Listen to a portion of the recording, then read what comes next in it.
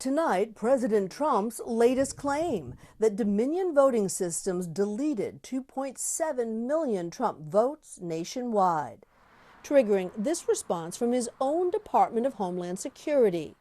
There is no evidence that any voting system deleted or lost votes, changed votes, or was in any way compromised. It's very difficult to find plausible that scale of votes being lost, deleted, or changed undetected. We talked to voting system expert Eddie Perez. So you're saying a heist of the election of this scale is just not conceivable? It is not conceivable on that scale, given the fact that election administration, technology, trusted officials, and transparent documentation, and a complex multi-layered system of cross-checks and safeguards. Though he says Dominion machines in a county in Michigan and in Georgia did create problems. In Michigan, flipping 3,000 or more Trump votes to Biden. The problem was found and corrected by Michigan election officials. You could certainly characterize those incidents as technical glitches. I would go a step further and say they really had to do with user error in using the technology, not in the software itself. In the last few days, NBC News has spoken to more than a dozen state election chiefs across the country, Republicans and Democrats alike, who say there is simply no evidence backing up the president's claims of wide-scale fraud or even mistakes that would change the ultimate outcome. In Michigan, 3 lawsuits focus on Wayne County, alleging fraud in the counting of votes in Detroit.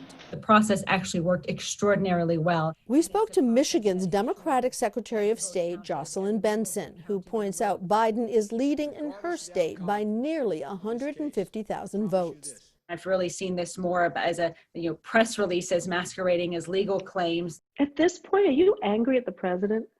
I am deeply concerned about the misinformation that has tried to sow seeds of doubt throughout this election season. It is very damaging to our democracy. So is the outcome of the election really still in limbo?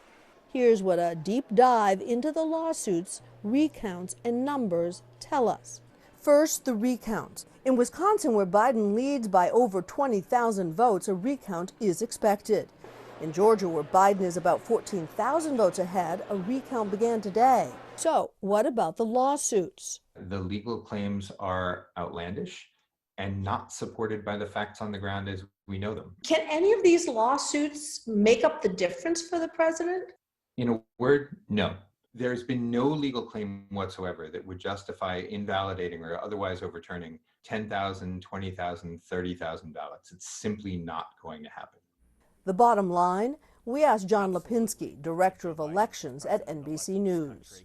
Even if all the stars aligned for President Trump and he were to win some of these lawsuits, the math doesn't add up. I just don't see any path for these results to be overturned.